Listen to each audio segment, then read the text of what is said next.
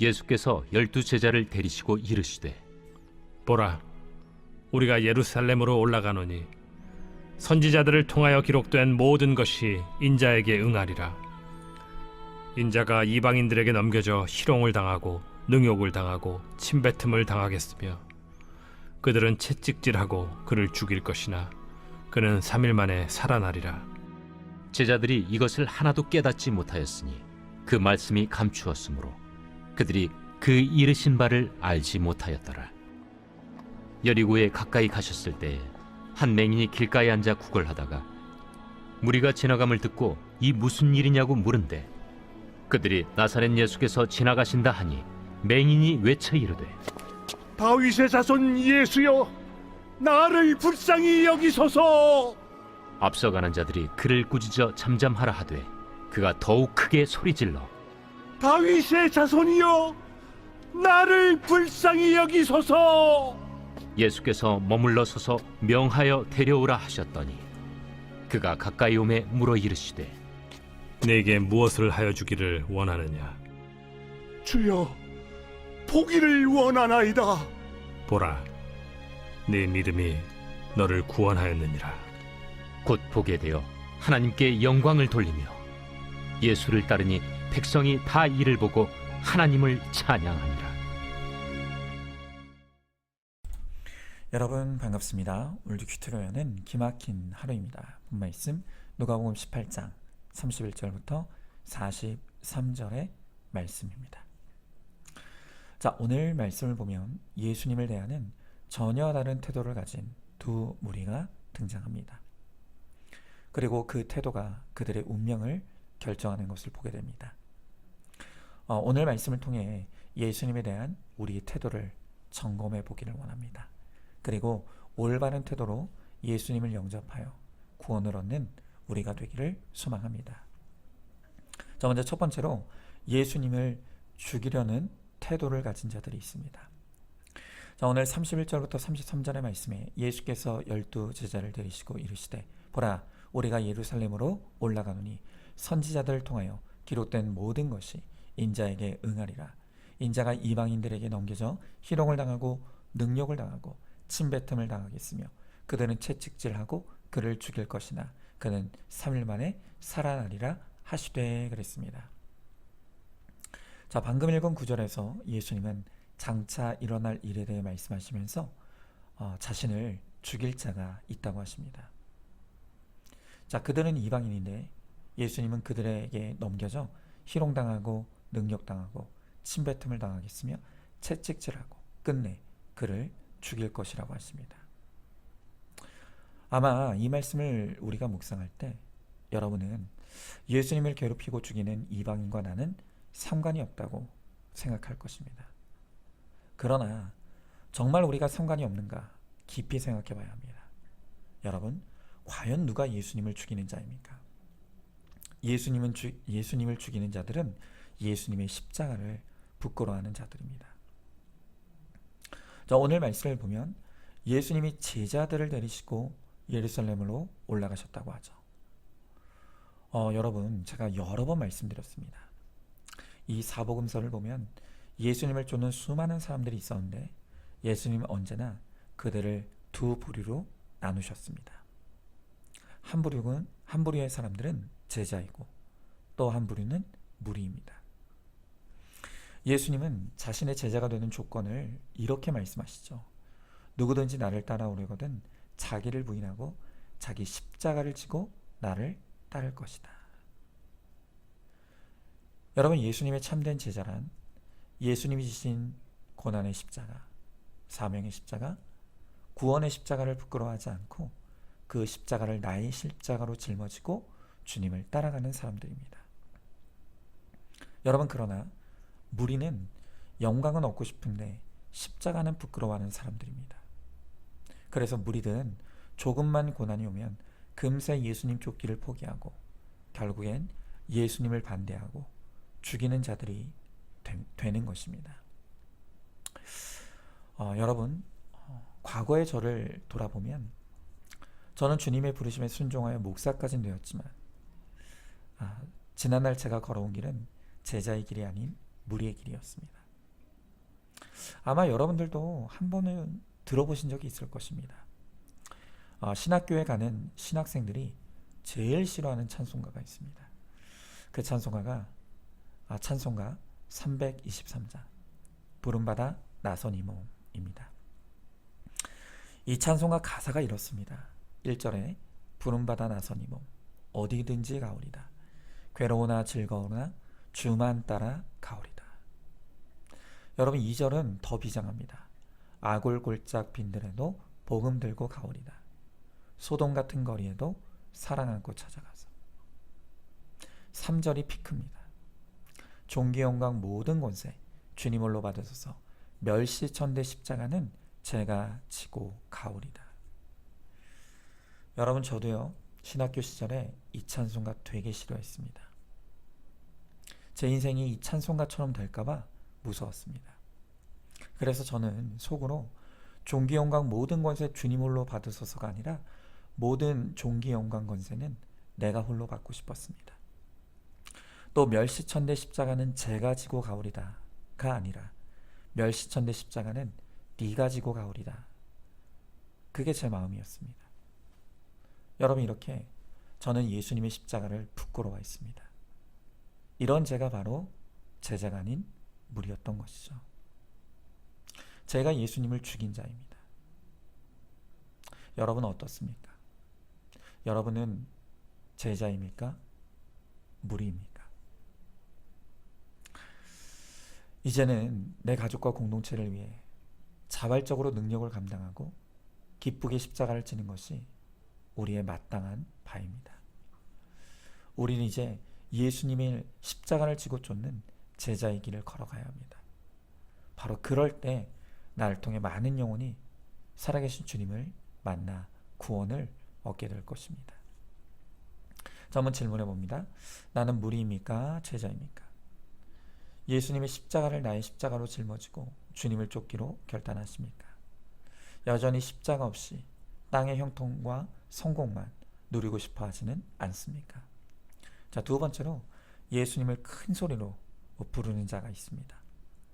자, 오늘 38절 39절의 말씀에 맹인이 외쳐 이르되 다윗의 자손 예수여 나를 불쌍히 여기소서 하거늘 앞서가는 자들이 그를 꾸짖어 잠잠하라되 그가 더욱 크게 소리질러 다윗의 자손이여 나를 불쌍히 여기소서 하는지라 그랬습니다. 자, 오늘 예수님이 지나가시는 길에 한 맹인이 있었습니다. 여러분 맹인이란 눈이 멀어 앞을 볼 수 없는 사람이죠. 자, 그런데 과연 오늘 이 사람만 맹인일까요? 아니죠. 저도 여러분도 다 맹인입니다.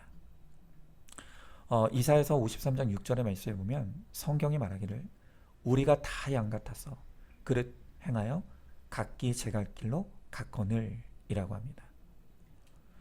여러분 양은요 시력이 아주 나쁘다고 합니다. 그래서 목자의 인도가 없으면 결국 무리에서 벗어나 길을 잃고 헤매다 굶어 죽거나 맹수의 먹잇감이 된다고 합니다. 그런데 성경은 우리가 바로 양이라는 것입니다. 우리가 다 양처럼 눈이 멀어 있기에 영적으로 맹인이기에 성령님의 도우심 없이는 모든 인간은 누구라도 예외 없이 다 죄 가운데 헤매다 사단의 먹잇감이 되어서 지옥에 가는 인생이 되는 것입니다. 여러분 그러므로 우리가 돈이 없어서 불쌍한 것이 아니라 사랑이 없어서 불쌍한 것도 아니고 인기가 없어 불쌍한 것이 아닙니다. 그 인생에 예수가 없는 인생이 가장 불쌍한 인생인 것입니다. 여러분은 세상에서 잘나가는 재벌과 정치인이 부럽습니까?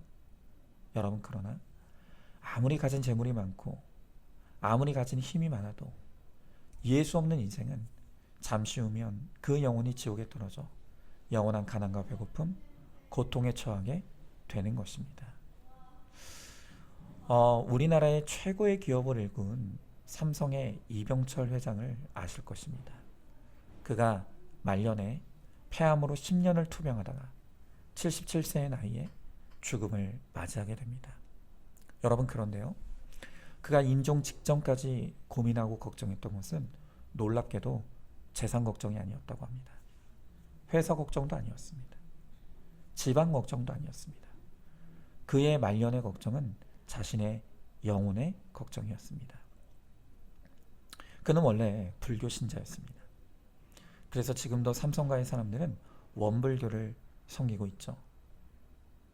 자, 그런데 어찌된 일인지 이병철 회장은 임종이 임박한 시점에 천주교 신부인 정의채 신부에게 자신이 평소 가지고 있었던 영적인 질문 24가지를 편지로 적어 답을 구하게 됩니다. 여러분, 이병철 회장이 이 편지에 쓴 질문들의 내용은 이런 것들입니다. 신의 존재를 어떻게 증명할 수 있나? 신은 왜 자신의 존재를 똑똑히 드러내 보이지 않는가? 영혼이란 무엇인가? 예수님을 믿지 않고는 천국에 갈 수 없는가? 여러분, 이렇게 우리나라 최고의 기업을 일구고 가장 많은 재산을 가졌던 이 이병철 회장은 영적인 질문에 대답을 얻고 싶어서 죽음 직전까지 애를 썼습니다. 자, 그런데 너무나 불행히도 이병철 회장은 끝내 답장을 얻지 못했습니다.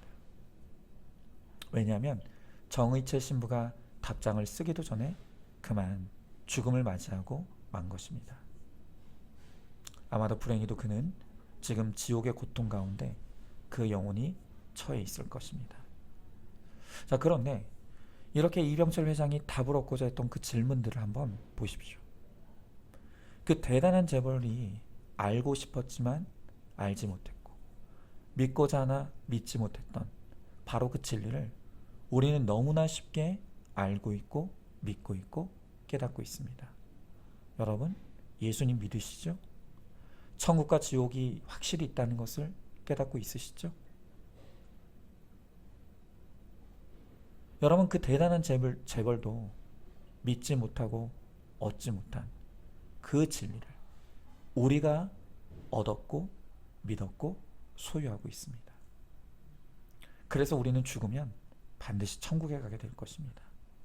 여러분, 그러니 누가 진짜 불쌍한 사람이고 누가 진짜 복받은 사람입니까?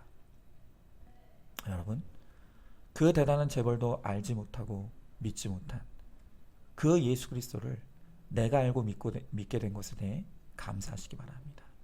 그리고 내가 바로 이 세상에서 가장 행복한 사람이라는 것을 깨달으시기 바랍니다. 자, 한번 질문해 봅니다. 나는 스스로 불쌍한 사람이라고 생각합니까? 행복한 사람이라고 생각합니까? 제 아무리 대단한 재력가도 정치인도 예수 그리스도는 마음대로 소유할 수 없다는 것을 알고 있습니까? 그 대단한 예수를 내가 소유했다는 것이 엄청난 기적이라는 것을 깨닫고 있습니까? 자, 세 번째로 누구든지 예수님을 만나면 구원을 얻습니다. 자, 오늘 40절부터 43절에 예수께서 머물러 서서 명하여 데려오라 하셨더니 그가 가까이 오매 물어 이르시되 내게 무엇을 하여 주기를 원하느냐? 이르되 주여 보기를 원하나이다. 예수께서 그에게 이르시되 보라 내 믿음이 너를 구원하였느니라 하시매 곧 보게 되어 하나님께 영광을 돌리며 예수를 따르니 백성이 다 이를 보고 하나님을 찬양하니라 그랬습니다. 자, 오늘 예수님은 자신의 이름을 부르는 맹인을 가까이 오게 합니다. 그리고 무엇을 하여 주기를 원하느냐 물으십니다. 그때 이 맹인은 주여 보기를 원하나이다 라고 대답합니다. 여러분, 오늘 이 맹인의 소원은 단순히 육신의 눈을 뜨는 것이 아니었습니다. 그는 영안이 열려 주님을 보게 되기를 원했습니다. 여러분, 그것을 어떻게 합니까? 오늘 43절을 보십시오. 43절을 보면 맹인이 육신의 눈을 뜨게 되었을 때 한 일이 무엇입니까? 그는 그 육신의 눈으로 세상 구경하러 가지 않았습니다. 그가 눈을 뜨자 한 일은 하나님께 영광을 돌리는 일이었습니다. 그리고 똑같은 사건이 기록된 마태복음 20장 34절의 말씀에 보면 이 맹인이 눈을 뜨자 예수를 따랐다 라고 기록하고 있습니다.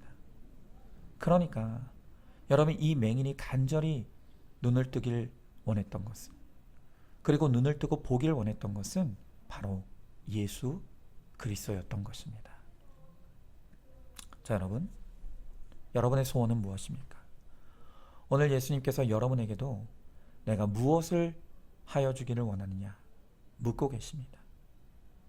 여러분, 이 예수님의 물음에 여러분은 무엇을 원하고 계십니까? 아직도 잠시 있다 사라질 그저 육신의 눈 뜨는 것에만 관심이 있습니까?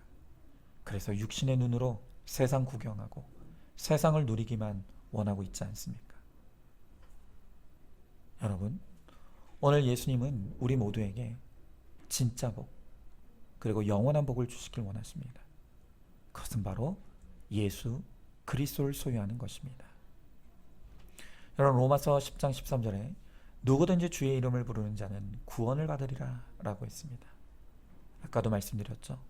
우리나라 최고의 저벌도 끝내 부르지 못한 이름이 예수입니다.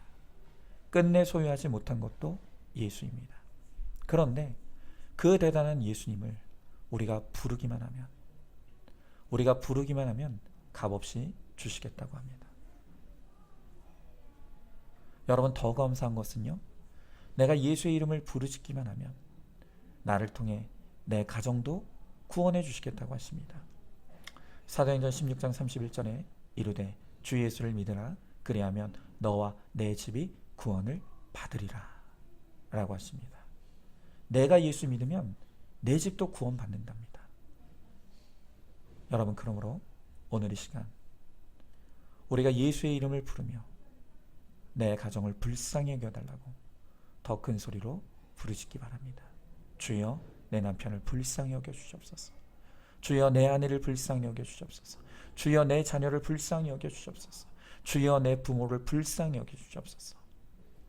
오늘 간절히 부르시기 바랍니다. 예수 이름을 부르시기 바랍니다.